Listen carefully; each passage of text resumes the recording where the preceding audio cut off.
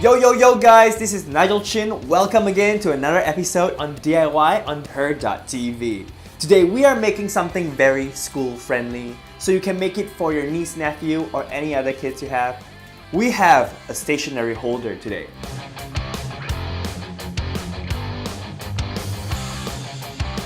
So for the first step, what you want to do is grab your yellow pages and make sure to make an indicator of where you should cut from a stationery's length. So right here I have a pencil.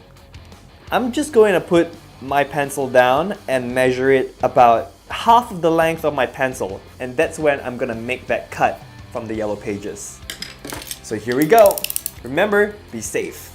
You might want to take your time on this because it might take a while to cut these yellow pages. And there we go. Cut in half. Now let's proceed by cutting off the front and back pages as well. From here, what you want to do is you want to make sure the pages are divided nicely. You can make any amount of partitions you want.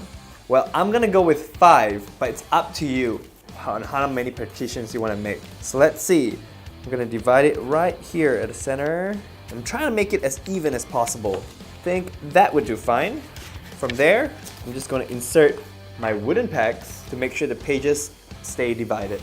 Alright, now that we have our 5 partitions, we can use a pencil and try our best to make the inner bit as circular as possible, like this. Now that we've gotten it, grab your double-sided tape, and what you want to do is you want to make sure that you stick it at a nice point because it has to be glued all together.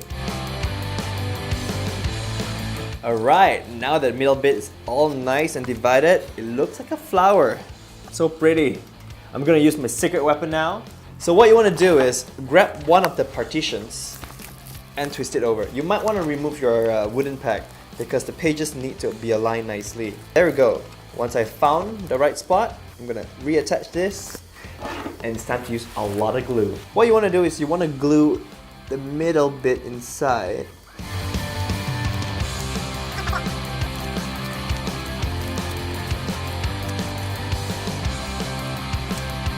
There we go. 1 page bent.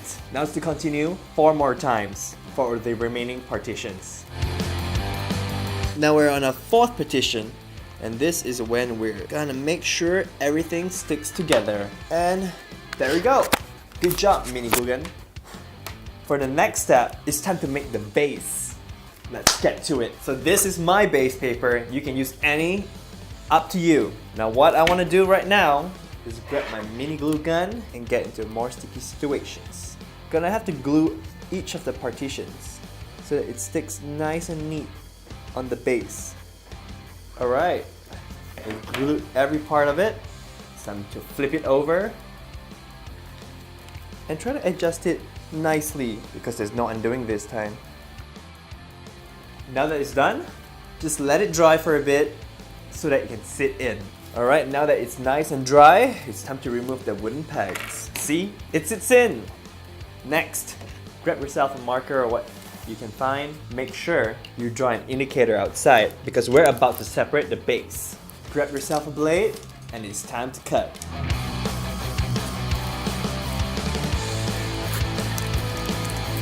And now, we slowly remove the base. Just tear it off nice and tidy.